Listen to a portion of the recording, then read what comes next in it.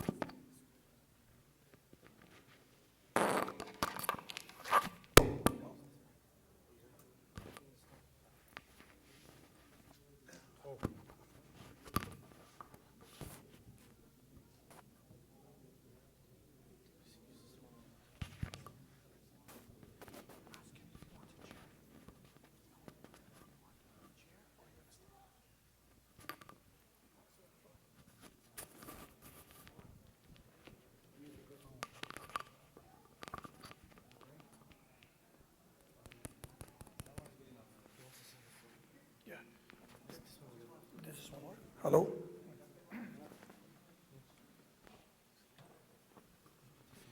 If the brothers are done with the salah, please move forward so we can begin, inshallah. Jazakallah khair.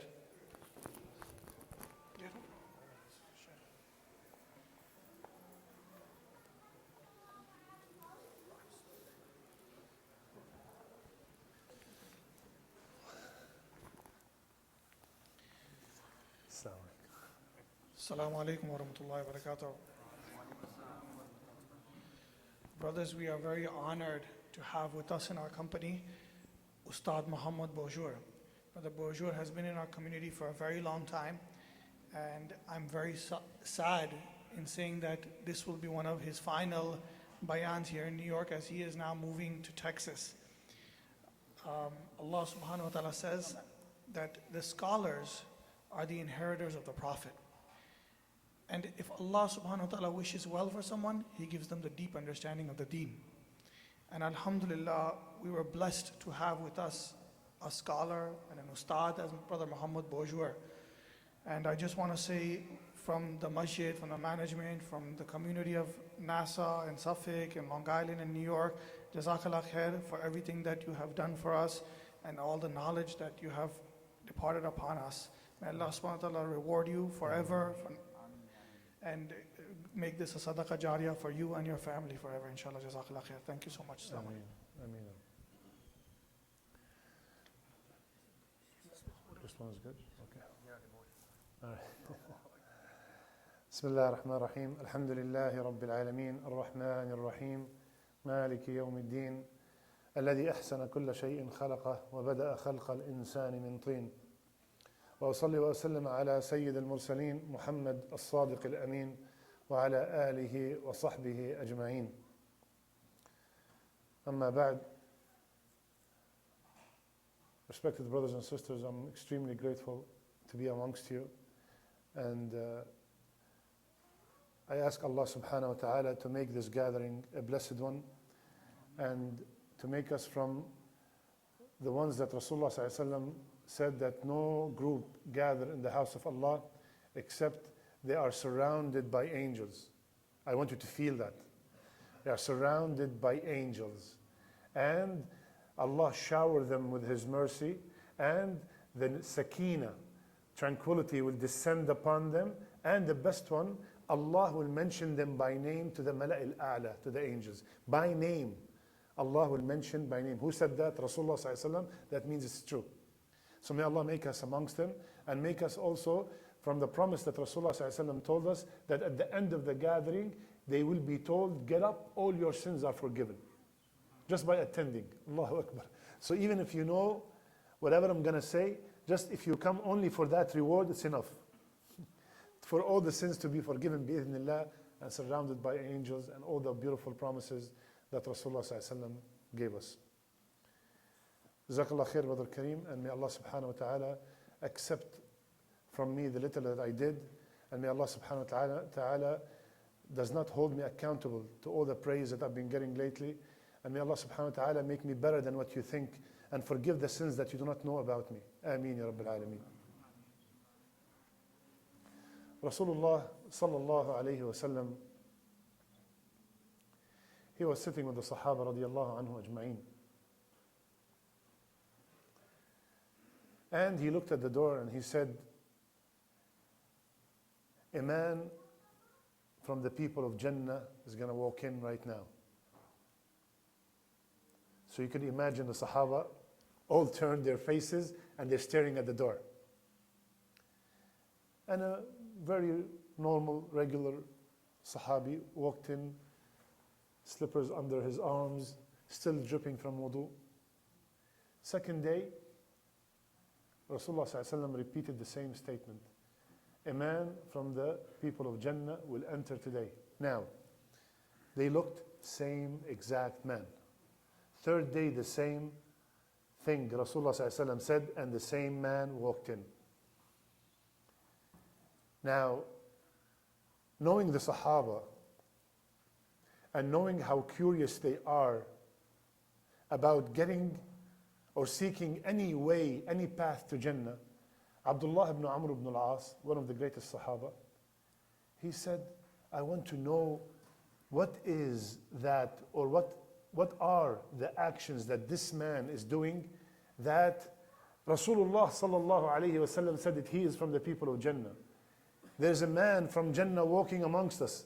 I want to know what does this man do so I can do the same, and inshallah I will have the same destiny. So he went to the man and he said, I have a problem with my father, and I would like to spend some time with you till things are better between me and my father.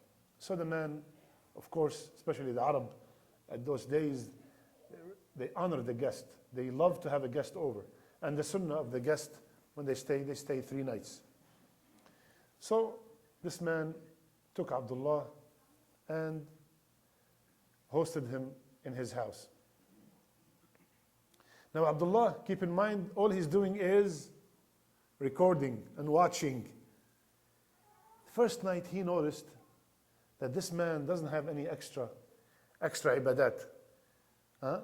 He noticed that this man, all he does when he turns around at night, he says Allahu Akbar. And he gets up before Fajr, makes wudu, and go pray Fajr in Jama'ah. No extra fasting, no extra qiyam. He said maybe he's tired tonight, maybe tomorrow. Next night, same thing, nothing extra. He was expecting somebody all night up, all day fasting, sadaqat, this, nothing.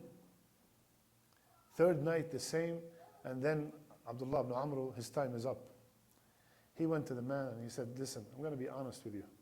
I have no problem between me and my father, but I made this excuse to know. And he told him the story. Rasulullah ﷺ said this, and that, and I want to know, what are you doing so special that you were giving the glad tidings of Jannah while you are still on earth?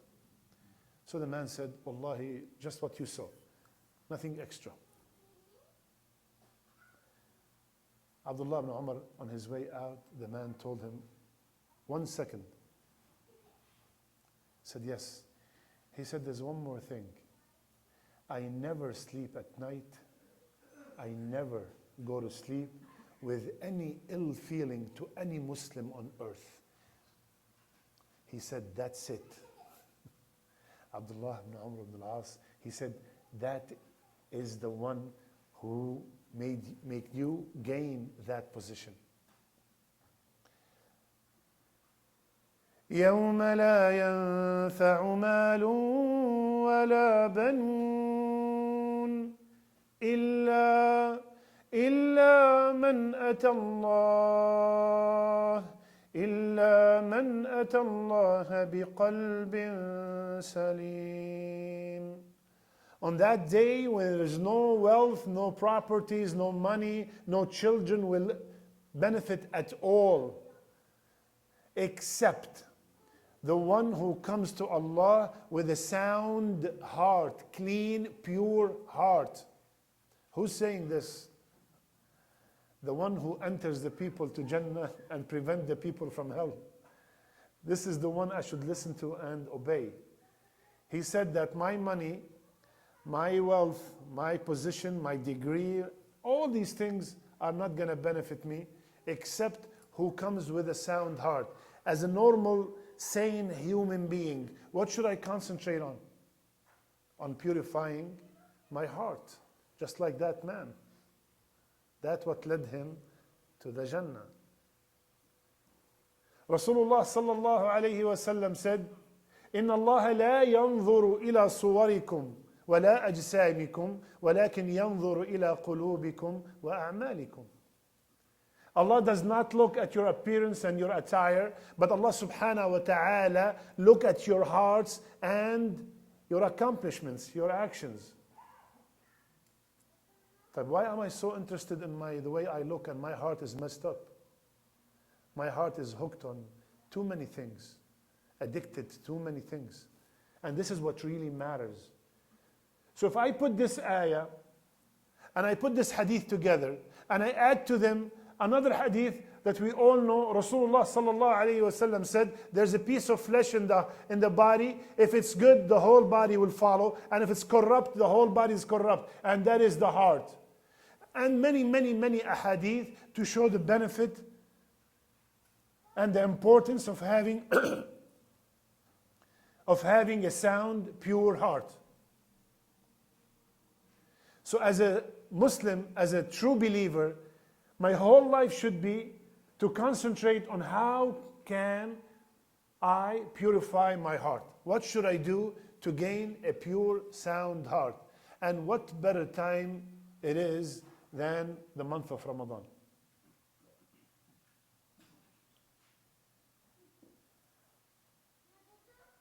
Rasulullah sallallahu alayhi wasallam, he was asked, Ya Rasulullah, man afdal nas? Very good question. Who is the best of people? He said, صدوق اللسان مخموم القلب. The one who has a truthful tongue, and he always tells the truth. And he said, the one who has a makhmoom qalb. So the Sahaba said, Ya Rasulullah, the truthful tongue, we know what it is. But what is makhmoom al-qalb? What does makhmoom al-qalb mean? He said, he is a taqi naqi. Jazakallah khair. He is the one that has no hatred, no jealousy, no envy in his heart. This is from the best of human beings. Now the month of Ramadan is around the corner, ya akhwan. And one of the main reasons why people fail in Ramadan, we all notice that the first few days, first week, you come to this masjid, first day, forget about it. People are praying outside. Second day, maybe inside only. Third day, after these columns right here. Fourth, fifth day, you have 2-3 lines. Goes back to normal. What happened? Because before Ramadan, everybody is concentrating on preparing the physical actions, and they forgot the most important thing, which is purifying the heart so it would be clean to absorb and receive all the guidance, all the Quran, all the lectures that will be taught in Ramadan. Everybody's concentrating on other things, but the main source of receiving is this heart. And this heart had been for 11 months being corrupt. Many sins. I'll give you an example. Rasulullah ﷺ told us that in the month of Sha'ban, all our actions are presented to Allah. So imagine it this way. All my actions were presented in Sha'ban and did not look so good. It was not good at all. I failed. So what's left? Allah subhanahu wa ta'ala give us the saving, the only way to be saved. He said, okay, you know what? Since you failed in Sha'ban, I'm going to give you Ramadan to make it up, to clean all these sins. That's why Rasulullah said, and he made a dua against the person who witnessed Ramadan and all his sins are forgiven. May he be humiliated. Rasulullah made a dua, may he be humiliated, the one who witnessed Ramadan and all his sins are not forgiven. So to concentrate, the main concentration has to be on this heart. First and foremost, ya akhwan, let's talk now, this is general information, and I'm not here to tell you about the hadith of Ramadan. We all know the virtue of Ramadan. We all know the benefit of Ramadan. We all know the greatness of Ramadan, praying Taraweeh. We all know these things. I want to come from a different perspective. Let's talk serious. How long you haven't spoken to your brother, to your cousin? There are some people amongst us right now did not speak to their brother, real brother, or Muslim brother for a very long time, and he is thinking he's going to go into Ramadan and everything is going to be normal. It's not going to happen. That's the first thing we're going to be on our list. You came here tonight to listen about the preparation of Ramadan and to clarify and clear these hearts from addictions. How do you want to start the month of Ramadan? When Rasulullah sallallahu alayhi wasallam said, every Monday and Thursday, the a'mal are presented to Allah, and Allah subhanahu wa ta'ala will take all these a'mal except the a'mal of one person. This person who had a fight with his brother, Allah will say, keep them till they make peace again. Their a'mal, my brother, my sister, your salat is hanging, your siyam is hanging, your hajj is hanging until you make peace with that brother. People do not think this way. Imagine, you tell me, what is that fight that is worth all my a'mal to be hanging? What is it? What did that person do? How much money did he take from me? What did he say about me so I can afford, and maybe I would die with all my a'mal hanging, are not elevated.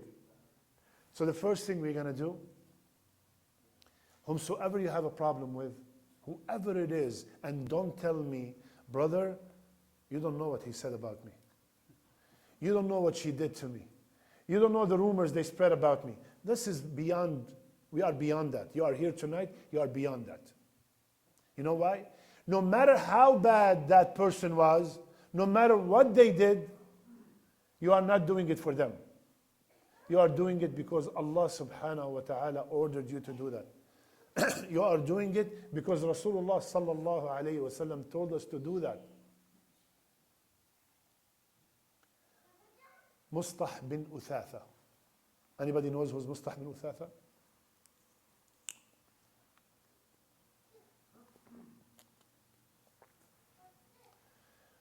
When the rumors came, when the rumors were spread against Aisha radiallahu anha,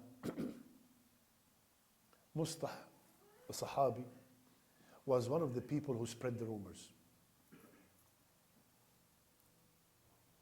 Mustah is Abu Bakr radiallahu anh, his mother's cousin. Yani Abu Bakr's mother, Mustah is her cousin, yani second cousin. And he was very, very poor. So Abu Bakr radiallahu anh, not only taking care of him because he was a relative, but also because he was very poor. So he made him a monthly salary to take care of his shelter, his clothing, and everything. So you could imagine the impact when he find out the person that I give every month money, I'm giving him a salary every single month. He went and spread rumors against the wife of the best man ever created and against my daughter. And not kind of a simple rumor, she said something or she lied. Big. This is a rumor in ard, in honor. And especially on those days, till this day, this is very big for Muslims. How about on those days with the Arab and the society to say this kind of crime in honor, and the wife of Rasulullah sallallahu alaihi wasallam, and I am giving you a salary? No matter who you are, you gotta get upset. So Abu Bakr radiallahu anh, he got very upset. And he stopped the salary. Which is normal, we're a human being. What happened, you think? What do you think happened? Allah revealed an ayah in Surah An-Nur. أَلَمْ يَأْتَ لِأُولُو الْفَضْلِ مِنْكُمْ وَالسَّعَةِ. Allah revealed an ayah in Surah An-Nur to tell Abu Bakr, return the salary. He said at the end of the ayah, أَلَا تُحِبُّ وَلْيَعْفُوا وَلْيَصْفَحُوا أَلَا تُحِبُّونَ أَن يَغْفِرَ اللَّهُ لَكُمْ. Forgive and pardon. Don't you love Allah to forgive you? He said, yes, Ya Allah, I love you to forgive me. And he went back to Mustah and gave him back the salary and said, I will never stop it again. Why am I mentioning this story? Is that problem that you have with your brother or your sister that bad? Is it that bad? No way. And even if it's that bad, I will tell you the same thing that Allah said to Abu Bakr. أَلَا تُحِبُّونَ أَن يَغْفِرَ اللَّهُ لَكُمْ. Don't you love Allah to forgive you? So do not forgive the brother because of him. Forgive him because you want to be forgiven. Do it for yourself. It is not easy. I'm telling you, it's not easy.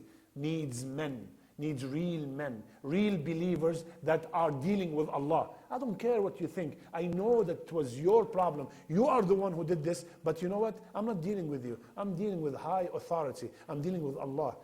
This is who I care about. I am dealing with the one who enters the people to Jannah. I am dealing with the one, the only one who forgives sins. And this is what I care about. Maybe you are not worth it.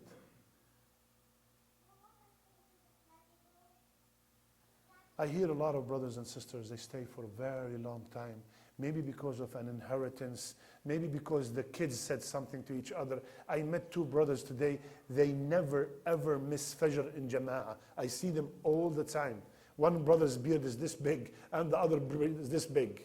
And these brothers are every single day in the masjid all the time. No maghrib, no classes anywhere except they are there. And I just found out they have not spoken to each other for the past 2 months. And they stand next to each other at Fajr. You tell me, what is that ilm that you got benefited you? Sometimes, especially lately, a lot of our youth, they think it's just about accumulation of knowledge. Wallahi, it's not that. It's about implementing. It's about implementing. What's the use? What did Allah subhanahu wa ta'ala say in the Quran?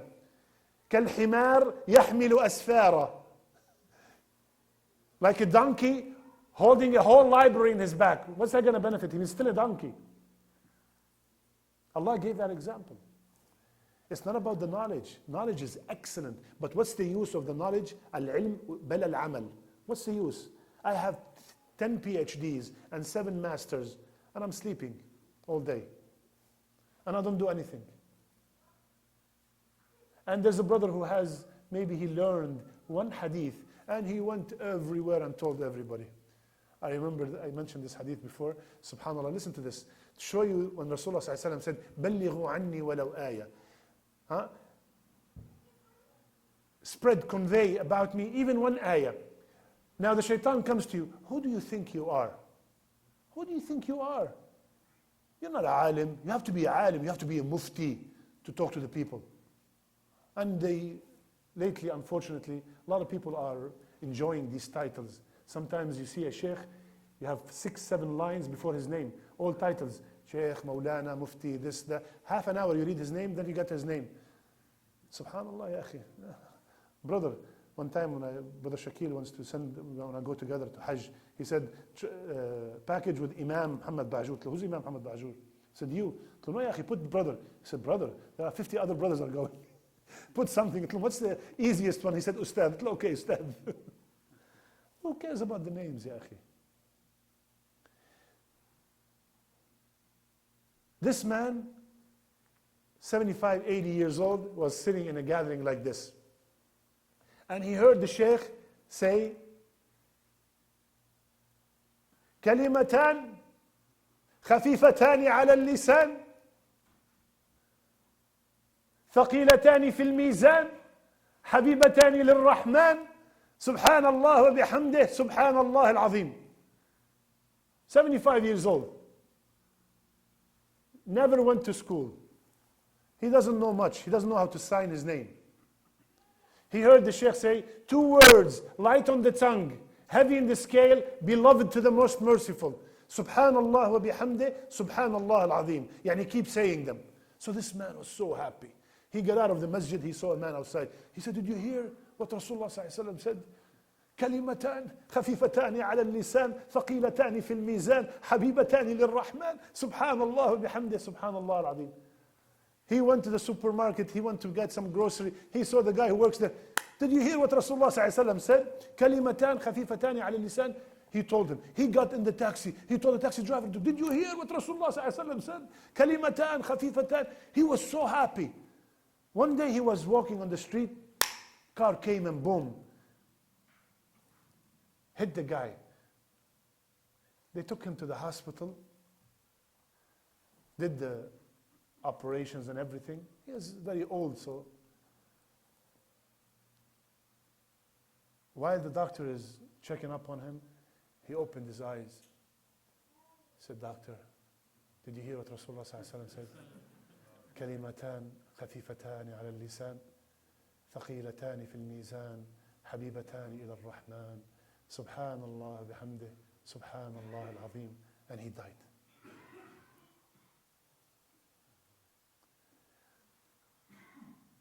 Every time someone say these words, while this man in his grave, he's getting hasanat.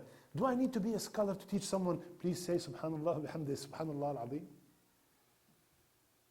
Subhanallah.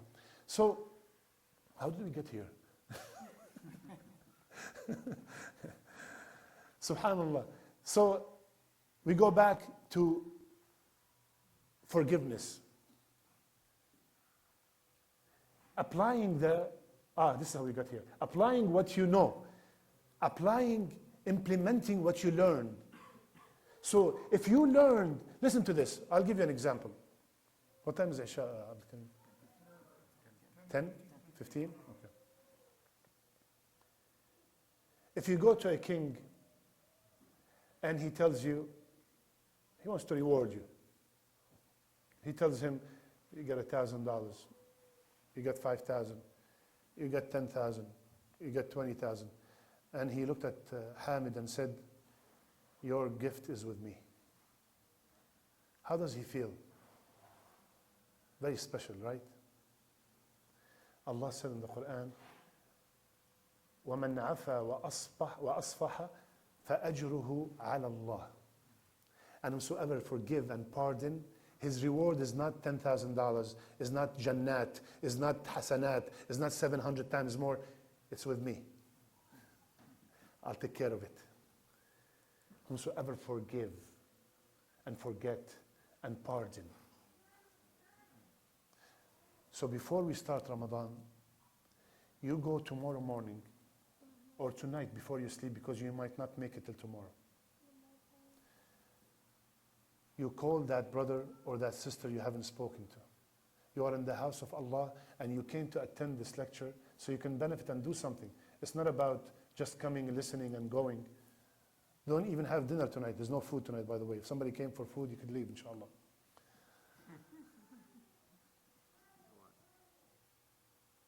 Tonight, you call these people, Assalamu alaikum wa rahmatullah.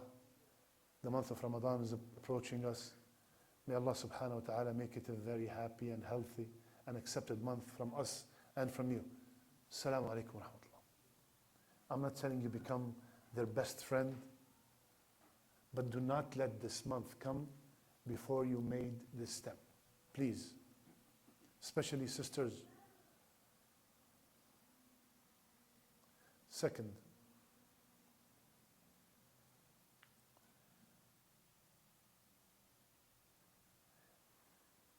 a lot of people misunderstood the cause and the goal. Why do we fast? What does Allah get from me when I get hungry?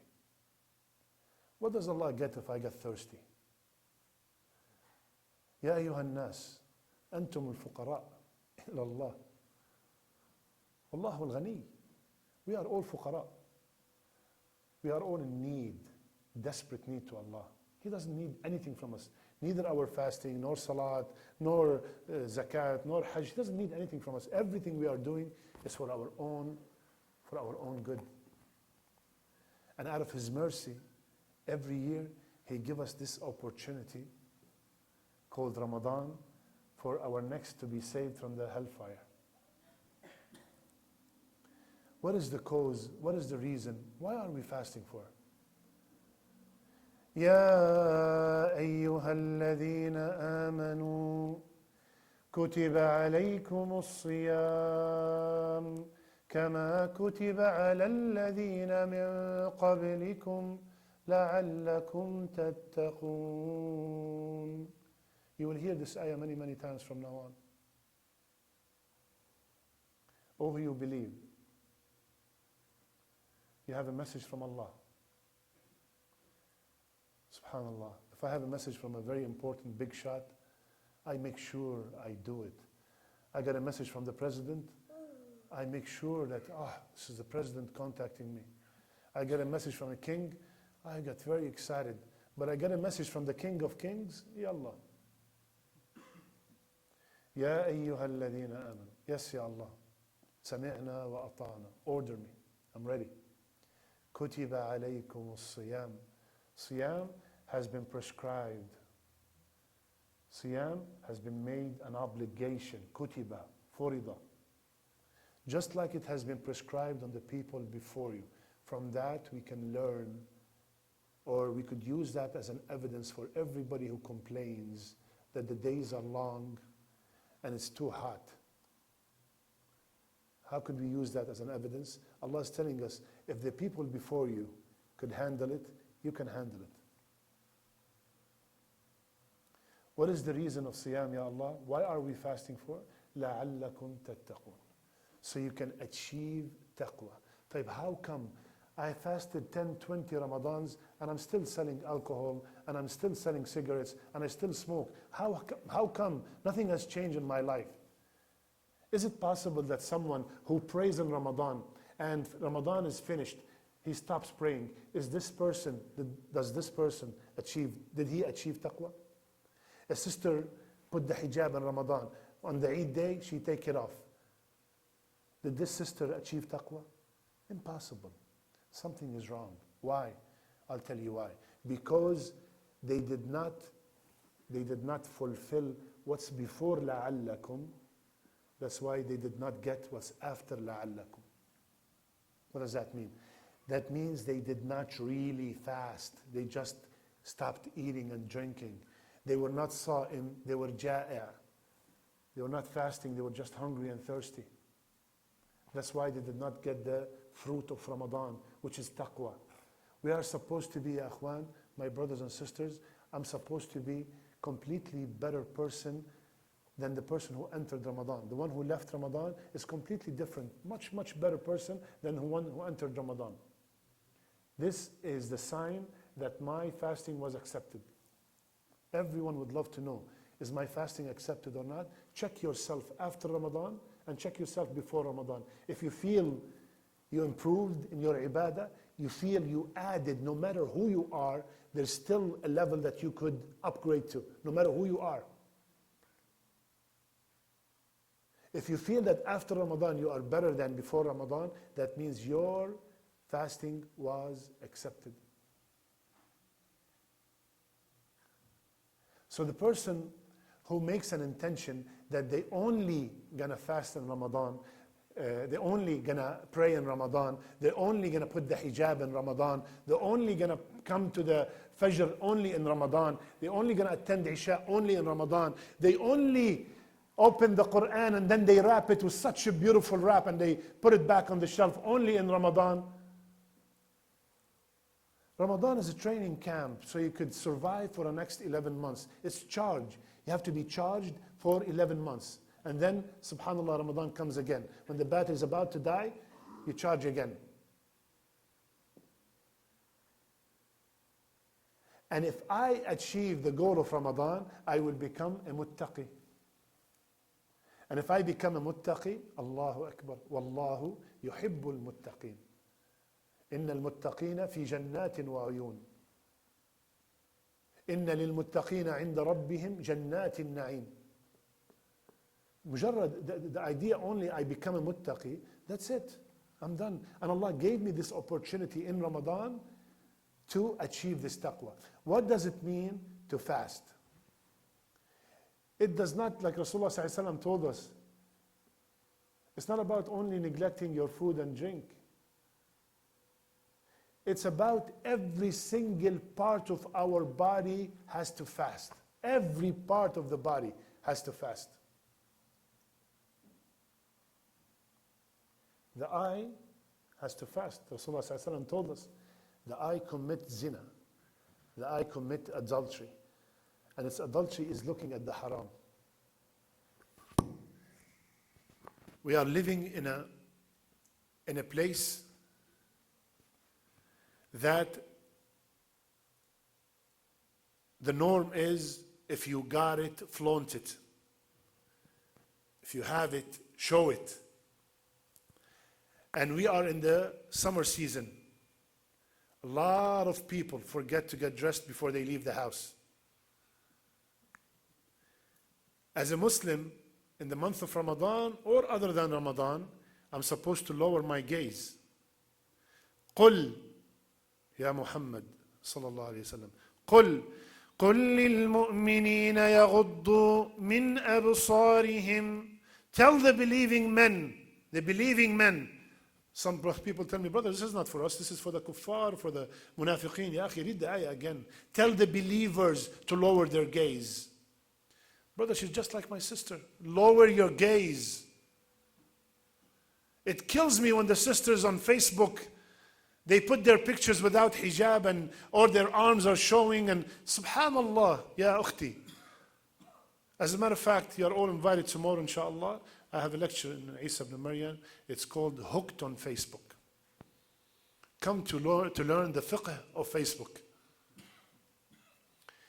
The sister put her picture on Facebook without hijab, and mashallah, you see all the brothers like, mashallah, so cute, sister. You look so good, sister, mashallah. This is amr bil ma'roof wa nahy an al munkar. You see something like this, ya akhi. You tell the sister, email me, I gotta talk, take this picture out. What's wrong with you? How could you put like, ya akhi? The minute you put like, you're a partner in the crime.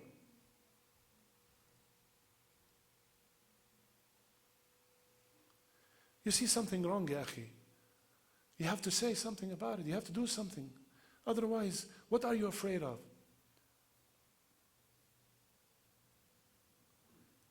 Lowering the gaze. The eye has to fast. No TV in Ramadan. My young brothers, no TV in Ramadan. You hear me? No TV. No games. You could play for another 350 days, 340 something days. Play as much as you want. Those 30 days, no TV, no games, no nothing. I cannot afford to waste a moment in Ramadan. Not 1 second, I can't. Every moment is so precious. Every time you have the urge to grab the remote, grab the Quran.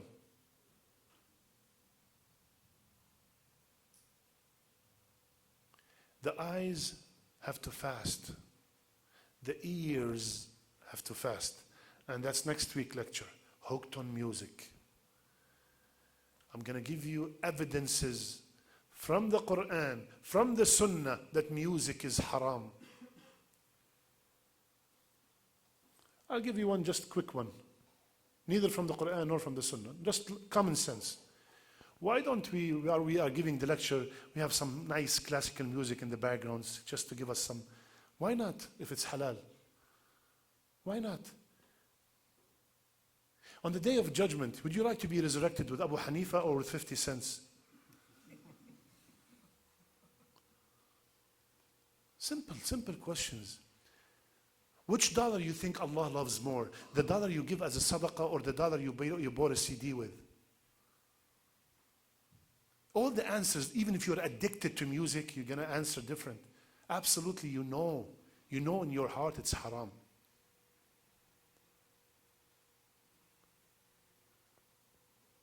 Some people, when they hear the adhan, they turn on the music. It's haram when the adhan is playing. Why? Why when the adhan is playing it's haram, and when the adhan is not playing it's okay? So, MashaAllah, you're making the rules now. Haram is haram all the time. So the ear has to fast from listening to music. The ear has to fast from listening to backbiting. Brothers and sisters, they sit down and they talk to each other from one topic to another. All of a sudden, you start hearing them talking about so and so and so and so. And then, subhanAllah, the reward of siyam start going down and down and down and down. And the shaitan is having such a good time. The minute, this is a very simple formula, the minute somebody mention a person that is not present, you tell them, please, Brother Kareem is not here. Please don't say anything.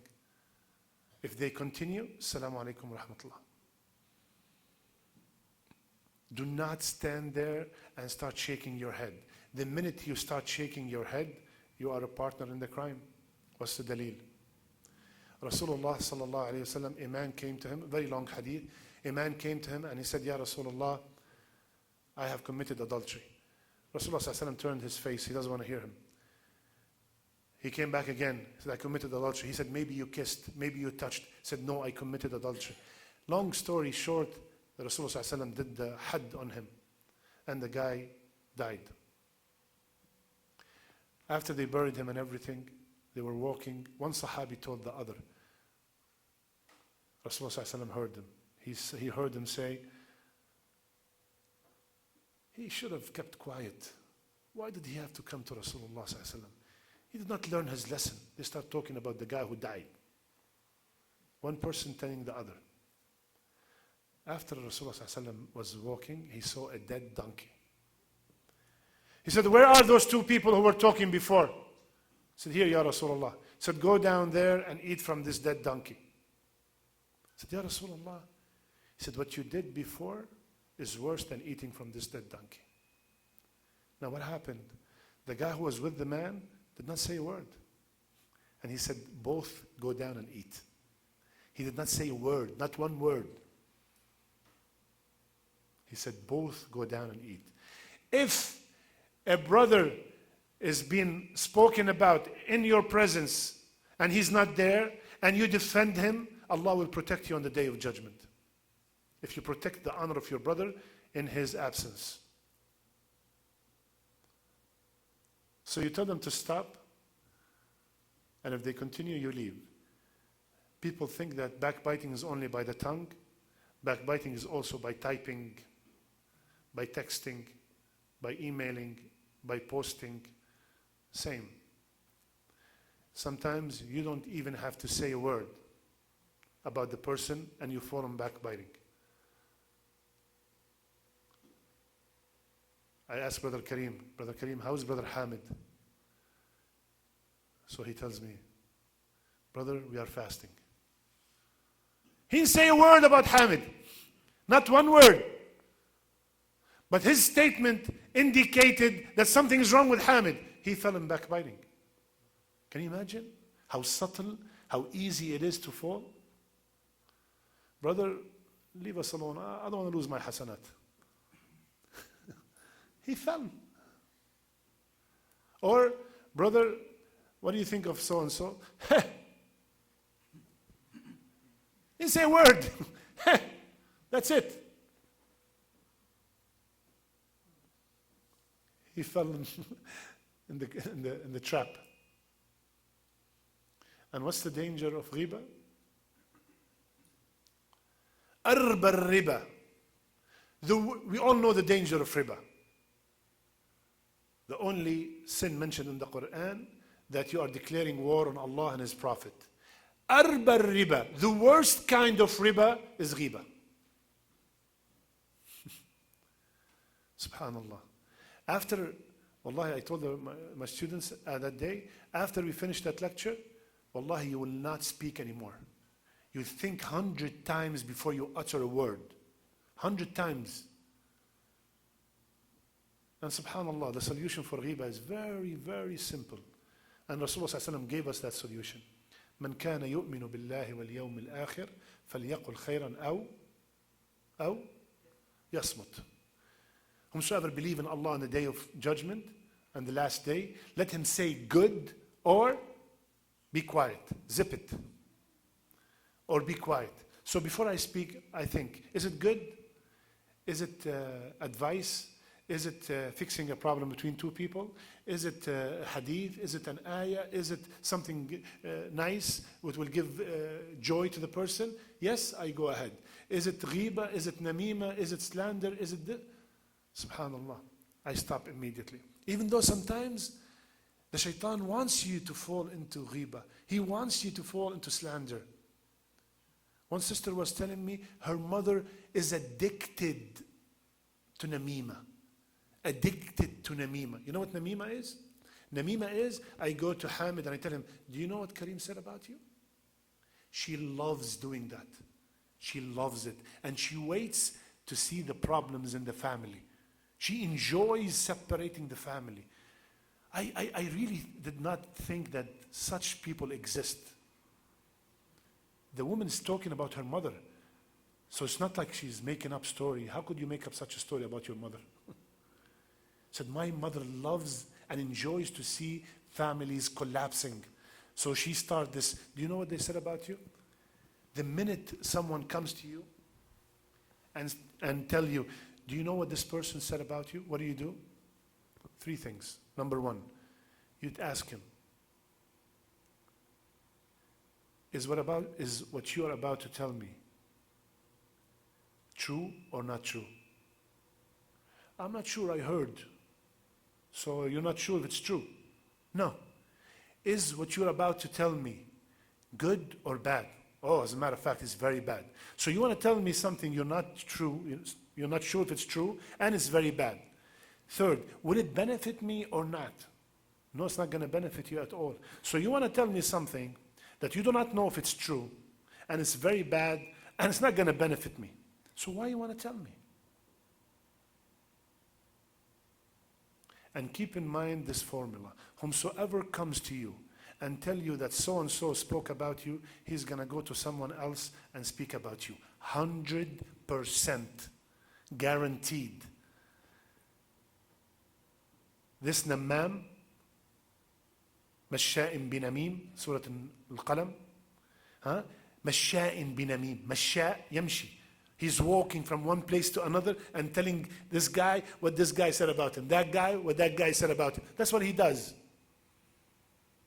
If he is telling you what others saying about you, he's going to go to them and tell them what you said about them. Or he might even make up stories just to keep his need, his addiction going. May Allah purify us from this disease. So the tongue and the ear has to fast, and the tongue, so we got the eye fasting, the ear fasting, the tongue has to fast also, like we said, from backbiting and namima and cursing. Our youth these days, they're playing basketball, they're playing soccer, even if they drop something, they start cursing.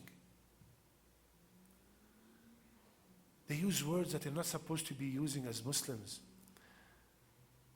My beloved youth, my beloved young brothers, do you know when you curse, you are making the angel write that bad word down? How can an angel write such a bad word? He's pure angel. And you're making him write words that are disgusting.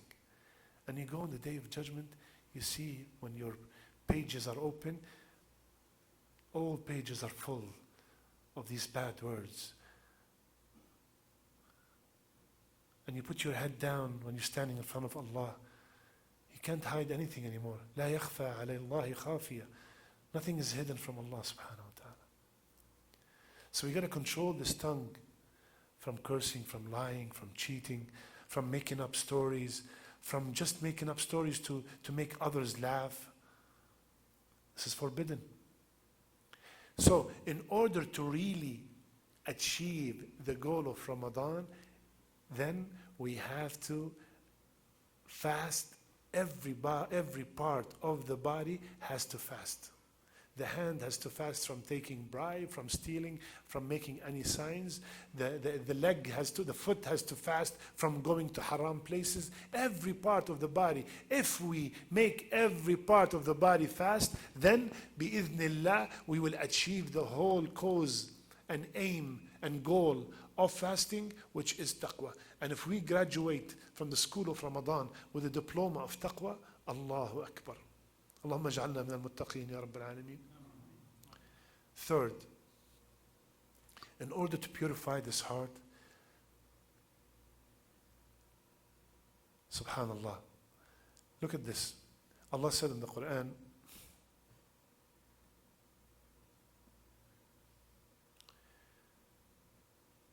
كتاب أنزلناه إليك مبارك ليدبروا آياته وَلِيَتَذَكَّرَ أُولُو الْأَلْبَابِ. This Quran is full of barakah, and we have revealed it so you can ponder upon every single ayah. So this Quran will become barakah in your life. Now somebody might ask, why I'm not feeling that barakah? I have 10 Qurans in the house. I read it all the time, but I'm not feeling the barakah. Why? Because you are reading it with the wrong part of the body. You are reading it only with your tongue. It's not going to the real source. What is the real source of guidance, of understanding the Quran? It is نزل به الروح الأمين على قلبك. Jibreel came with the Quran to the heart of Muhammad sallallahu alayhi wasallam. That's why when Aisha was asked, how was his akhlaq? She said, كان خلقه القرآن. All his akhlaq, all his manners, all his actions are according to the Quran because it came to his heart. Do not backbite, he does not backbite. Do not spy, no spying. Do not make fun of others, do not make fun of others. Do not deal with riba, no riba. Immediately. So this Quran has to be attached to its creator in order to feel and enjoy the beauty of Ramadan. How can we do that, ya akhwan? Reading the Quran in Ramadan with understanding. With understanding. Do you want me to ask you a question that's embarrassing? Ya Kareem? Embarrassing question. Everybody. How many of you knows Surah Al-Falaq? Raise your hand. قُلْ أَعُوذُ بِرَبِّ الْفَلَقِ. Raise your hand. Come on, I know all of you know it. MashaAllah. Okay, I should have taken a picture before and after. How many of the people who raised their hand know what does غَاسِقٍ إِذَا وَقَبْ mean? Raise your hand. 1, 2. Isn't that embarrassing? Isn't that embarrassing? That's very embarrassing. I'm glad there's no strangers around here. It's very embarrassing. You stand in front of Allah for 20, 30 years and you're saying, قُلْ أَعُوذُ بِرَبِّ الْفَلَقِ مِنْ شَرِّ مَا خَلَقَ مِنْ شَرِّ غَاسِقٍ إِذَا وَقَبَ. And you wonder, why my salat is not changing my life? And Allah said in the Quran that the salat is supposed to change your life. You did not make the effort to open the Quran for 2 minutes and find out what does غَاسِقٍ إِذَا وَقَبْ means, and you've been praying for 20, 30 years. Would you dare stand in front of your boss and say things you do not understand? Impossible. But in front of Allah, it's okay. It's okay, no problem. Inna Allah ghafurur rahim. This Ramadan is going to be different. We're going to dedicate some time in Ramadan to learn the words of Allah. I'm not telling you every part of the Quran. Inshallah, one day we will. But at least the words that I'm saying every single day. لإلاف قريش يوسوس في صدور الناس إذا جاء نصر الله والفتح. What does these words mean? I repeat them every single day. And I have no clue. What do they mean? Come on. Come on. These are the words of Allah. We are so honored. So honored. Can you imagine the words of Allah? We get so used to the Quran, we forget that these are the words of Allah. Just a simple ayat that you recite all the time. Know what they mean. Dedicate some time in Ramadan to spend with the Quran. This is the shahr of Quran. This is the month of Quran. How can the month of Quran come and leave and I did not increase one ayah, one surah? Put that on your list. This Ramadan, I'm going to add 2, 3 surahs to my memorization. Small surahs, ya akhi. You stand up every day for the past 20 years. قُلْ هُوَ اللَّهُ أَحَدْ قُلْ أَعُوذُ بِرَبِّ النَّاسِ. طب add to it just 2 more so you can alternate, so you can think. So that the salat will change from an exercise to real enjoyment of ibadah. How many hours we have a day? 24, right? 24 hours a day. Let's take, ya akhi, 8 hours of sleeping. You with me? 8 hours. How many we have left? 16. Follow with me. 16, okay? Let's say that you go 9 to 5 to work. How many hours is that? 8. Take off 8 from 16. So you have 8 left. 8. Let's say you come to Taraweeh, 2 hours. 6. Let's say another hour, another 2 hours.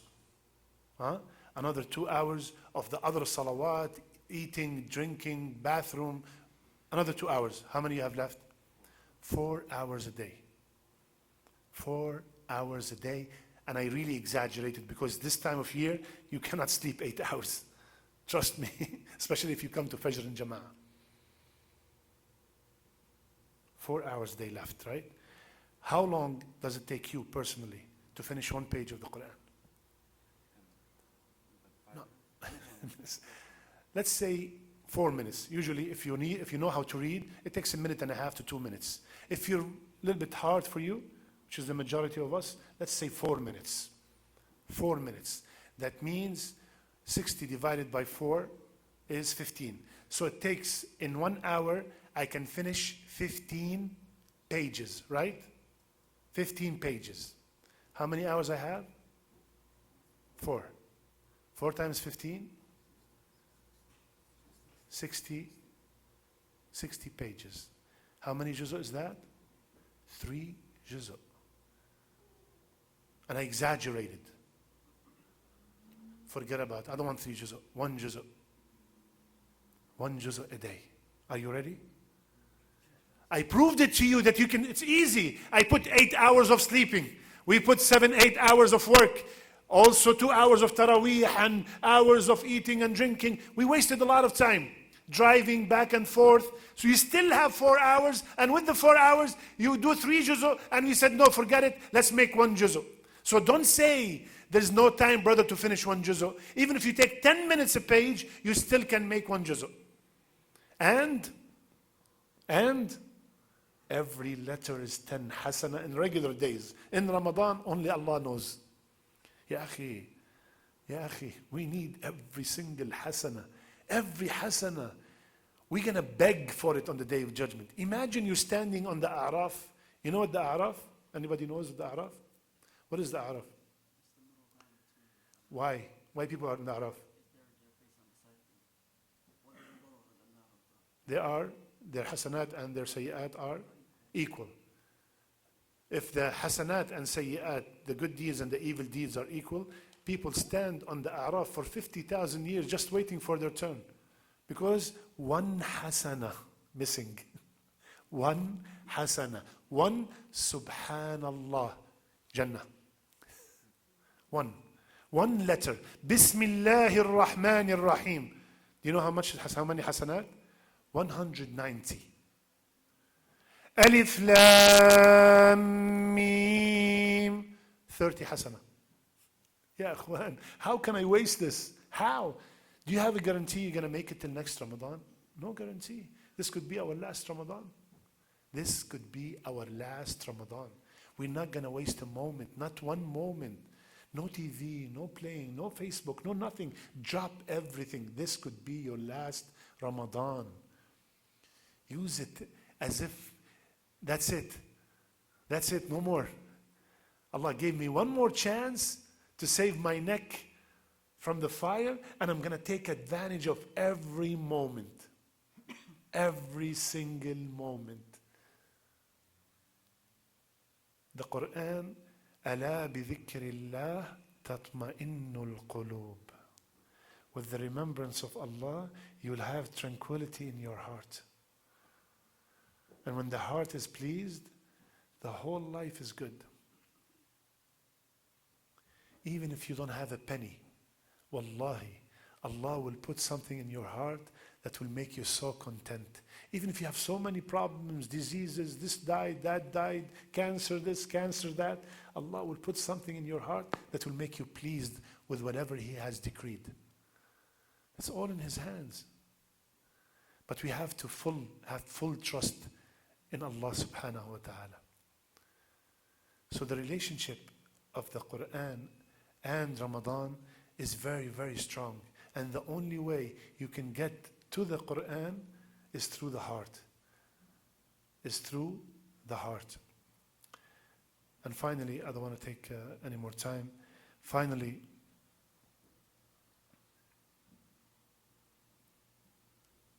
just a special reminder, specifically for the brothers. There's a great opportunity. There's a great opportunity in Ramadan and outside of Ramadan to be able to gain the reward of Hajj and Umrah every single day without spending a penny, without flying, without throwing the jamarat, without going making tawaf, without doing anything. You will get the same reward of Hajj and Umrah. Who would like that? Raise your hand. You don't like it?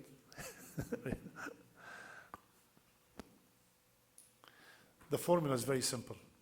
Very simple, especially these days. Because you are already up for suhoor. You're already up. Usually in regular days, getting up for Fajr is very hard and you struggle and you get up and you pray next to the bed and boom, back to the bed again. But now because you're up already and you're eating, and bi'idhnillah, every Fajr is going to be in the masjid, inshaAllah ta'ala. Every Fajr is in the masjid. So what is the formula? Rasulullah sallallahu alayhi wasallam, he said, whomsoever pray Fajr in Jama'ah, first condition. Fajr in Jama'ah, Fajr in the masjid. Second, he stays in his place. In his place does not mean exactly in that same spot. That means he prayed in Masjid Hamza, he did not leave. He's still in Masjid Hamza. He did not go out, not even to the parking. He stays in his place. The second condition. Third condition, he stays while he's remembering Allah.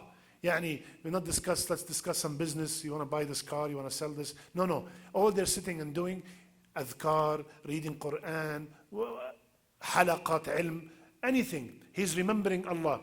So first, pray Fajr in Jama'ah. Second, stay in the same place. Remember Allah. Wait for the sun to rise. 10, 15 minutes after that, after the sunrise, 15 minutes, you pray 2 rak'ah. You pray 2 rak'ah. Rasulullah sallallahu alayhi wasallam said, whomsoever does that, he will get the reward of Hajj and Umrah tamma, tamma, tamma. Does he has to say it 3 times? One is enough from Rasulullah. He said it 3 times to confirm you will get the reward of Hajj in Ramadan. That does not mean you don't have to go to Hajj anymore. You still have to go to Hajj. But you will get the reward of Hajj. Reward of Hajj. You go on the day of judgment and you're standing right there and you will find 50, 60, 200, 500 Hajj. How could I have 500 Hajj and I died at 50? Because you stayed till Fajr. You applied this hadith. Allahu Akbar. How could somebody want Jannah and let these opportunities go? Jannah and sleeping do not go together. Let's sacrifice a little bit. Jannah is not cheap, ya akhi. Jannah is not cheap. We need some work. We need real work. We need real work. You are in jail now. And you went to jail because they told you when you got out of jail, you have $50 million waiting for you. You said, you know what, I'll go to jail. It's okay. 2, 10, 15, 20 years, no matter what I work, I'm not going to make 50 million. So I'll go to jail and I get the 50 million afterward. Well, the Jannah is worth way more than 50 million. And I want you one more thing about the Fajr. Brothers, they always ask me, why you keep talking about Fajr? There's no lecture I speak about without mentioning Fajr. Because you know what? It changed my life. Wallahi, it changed my life. Try it. Amazing feeling. Amazing feeling. 4 o'clock in the morning, you're driving in your car, everybody's sleeping, and Allah have chosen you to come to His house. Wow, what have I done to deserve this? And you know what kills me? Oh no, not what kills me, what made me feel more special? When I'm coming 4 o'clock in the morning or 4:30 in the morning and it's really cold, and I see a guy walking his dog. I say, Allah made this guy go out for a dog and I'm coming to the house of Allah. That's an honor. Because don't ever, ever think that you went to Fajr because of your car or because of your energy or because of your health. You only went to Fajr because Allah wants you to go to Fajr. You only were able to come here tonight because Allah wants you to be here tonight. There were so many people in Jum'ah yesterday when the brothers announced that we're going to have a lecture. Most of them are not here, but Allah wants you to be here. The 2 rak'ah of Fajr, the 2 rak'ah of Sunnah. And I want you to live this hadith. I want you to live this hadith when you are praying your next Sunnah of Fajr. Rasulullah sallallahu alayhi wasallam, he said, ركعتا الفجر, the two sunnah of Fajr, huh? Not better than America or Australia or Africa, better than the whole dunya and everything that's in it. Two rak'ah of Fajr, the sunnah. How about the fard? Allahu Akbar. So imagine I'm praying 2 rak'ah of Sunnat al-Fajr. I'm performing something that is better than the whole dunya. Ya akhi, answer me a question. Do you believe Rasulullah sallallahu alaihi wasallam or not? Do you believe Rasulullah? He said it's better than the whole dunya and everything that's in it. How could you rush in it? Enjoy it, ya akhi. One of the ulama said that hadith means, this is ijtihad from the alim. He said it could mean that as if you have owned the whole dunya and you gave it in charity. Just 2 rak'ah of sunnah of the fajr. This is sunnah. How about the fard? So inshallah ta'ala, every fajr is going to be in the masjid. Especially the brothers 5, 6, 7 minutes away. You got to come to the masjid inshallah ta'ala and reap that huge, huge reward of praying fajr in jama'ah. اللهم بلغنا رمضان اللهم بلغنا رمضان اللهم بلغنا رمضان واجعلنا فيه من الصائمين واجعلنا فيه من القائمين يا أرحم الراحمين اللهم ارزقنا قلبا سليما نلقاك به. I want you to memorize this dua. Ya Allah, bless me with a sound heart that I meet you with, because this is the only way to go to Jannah. Allahumma arzuqni qalban saliman alqaaka bih. Ya Allah, bless me with a pure heart so I can meet you with a pure heart, because this is the only way to Jannah. اللهم ارزقنا قلبا سليما نلقاك به.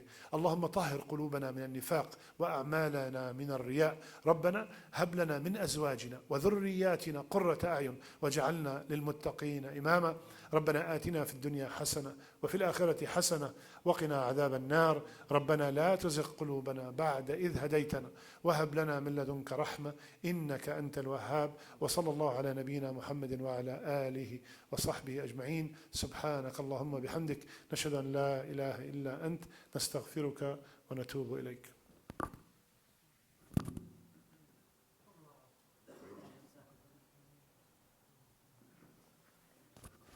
Assalamu alaikum wa rahmatullahi wa barakatuh. Jazakallah khair, Ustad.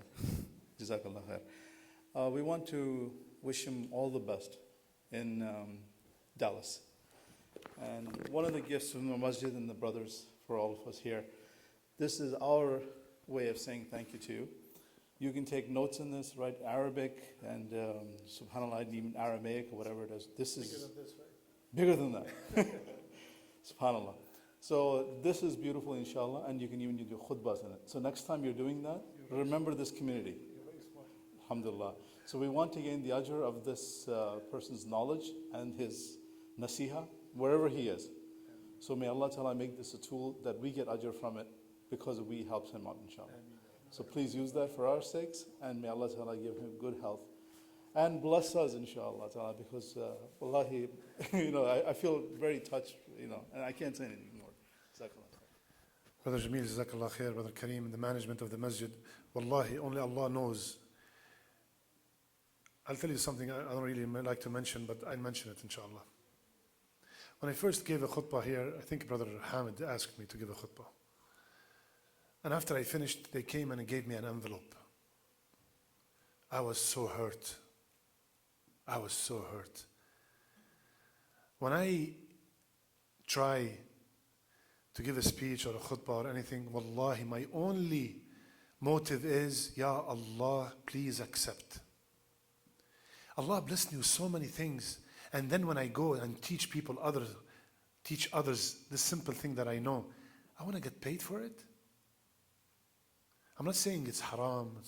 No, this is a gift also. You cannot refuse the gift.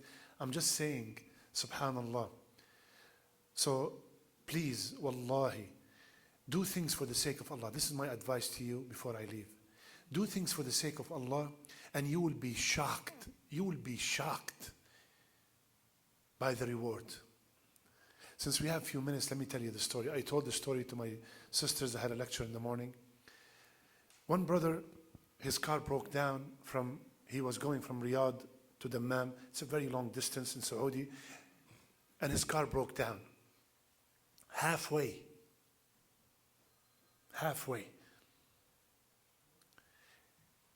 Kids in the car, wife in the car, 100 degrees, very hot. People are passing by and you feel like everyone who passed by without stopping is your enemy. And even though we do the same, we just pass by. But when we are stuck, we feel different. All of a sudden, guy pulled over. Hey, Sheikh, what's going on? I said, this car broke down, my kids. He looked, he said, let me tell you something. You need a mechanic. It's not gonna happen. Let's call the first guy Ahmed. And the guy who came to help, let's call him Abdullah. So Abdullah told Ahmed, why don't you take my car? You have children, I'm alone. I'll wait, there's a coffee shop here. I'll wait, you go there. You arrive, you send me a tow truck. I will go back with him and I'll take your car. Ya akhi, you don't even know me. I said, Ya akhi, it's okay for the sake of Allah. Ya akhi, please, no way. Take the children and go. Poor children. Ahmed took the car, took the children, went to Riyadh. He arrived, by the time he arrived, and he sent the tow truck 4 hours back, and the guy, next day, Dhuhr, arrived. The next day, Dhuhr. When he arrived, Ahmed told Abdullah, Jazakallah khair, ya akhi, thank you so much. He put his hand in his pocket. He said, what are you doing? He said, please. He said, nothing. Wallahi, I only did this for the sake of Allah. Just give me your number. He gave him his number so he can keep up with each other. One day, Ahmed is sitting in a majlis, in a nice crowd, and everyone is telling stories about how there is still khair on earth. There are still good people around. So he mentioned the story of Abdullah. So when he remembered him, he picked up the phone. He said, let me give him a call. He called him up. Assalamu alaikum wa rahmatullah. Alaikum assalam wa rahmatullah. Is this the house of Abdullah? Yes. What do you want? Isn't it enough that you put him in jail? Stop calling. Everybody who owes money is calling. Stop calling. The guy was surprised. He said, Ya akhti, which jail? She said, jail so and so. All the people he's in debt to are calling, asking for their money. So Ahmed put 100,000 riyal in his pocket and he went to jail. This is a true story. He went to jail. He said, is this jail that Abdullah is here? He said, yes.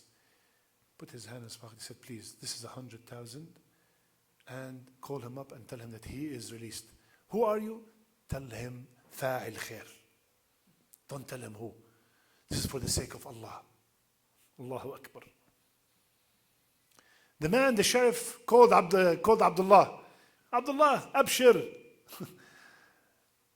Someone came and left you 100,000 riyal to be released. He said, who is it? He said, fa'il khair. He did not mention, he doesn't want to mention his name. Abdullah was happy, but at the same time, he looked at the sheriff and said,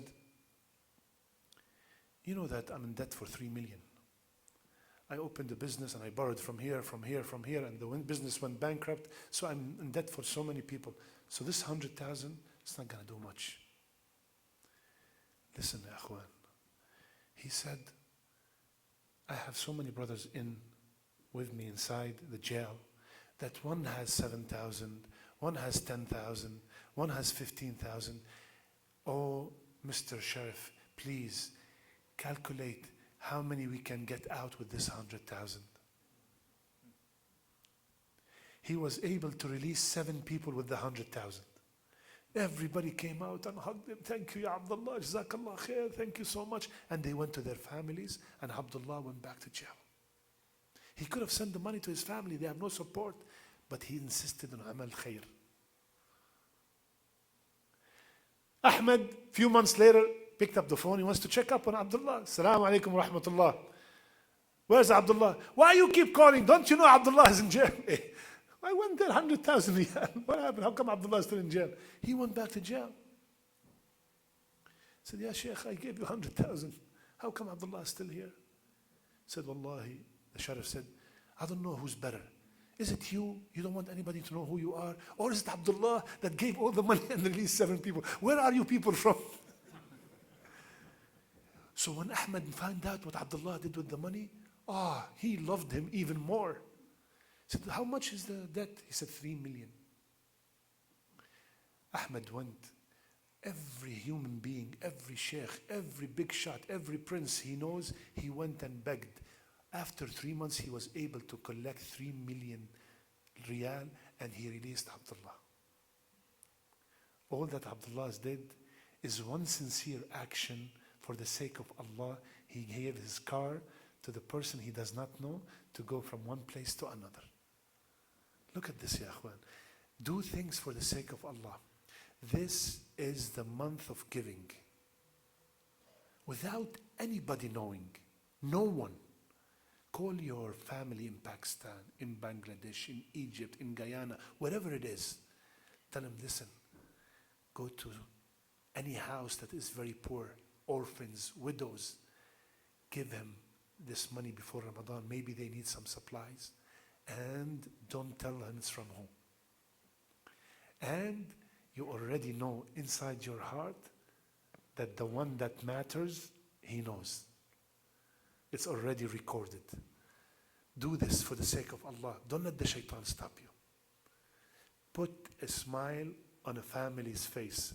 Allah, inshallah, Allah will release you when you really, really need it the most. This man never ever expected for someone to collect 3 million riyal just because he stopped and gave the car to his brother. May Allah make us from the people who listen and apply. So my message is, do things for the sake of Allah. You are dealing with the Ghani. You are dealing with the Kareem. You are dealing with the one that nothing goes to waste. فَمَن يَعْمَلْ مِثْقَالَ ذَرَّةٍ خَيْرًا يَرَهُ. May Allah increase us in Iman. May Allah subhanahu wa ta'ala make us take advantage of every moment in Ramadan. And I finally tell you, I love you for the sake of Allah. And I ask Allah subhanahu wa ta'ala to gather us with this love under His shade when there's no shade except His shade. Jazakumullah khair wa barakallah feekum.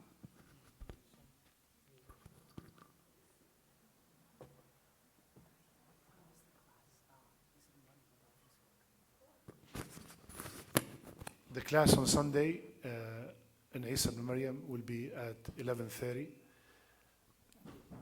If they tell you anything at the door, just tell them I am a guest of Brother Bajour.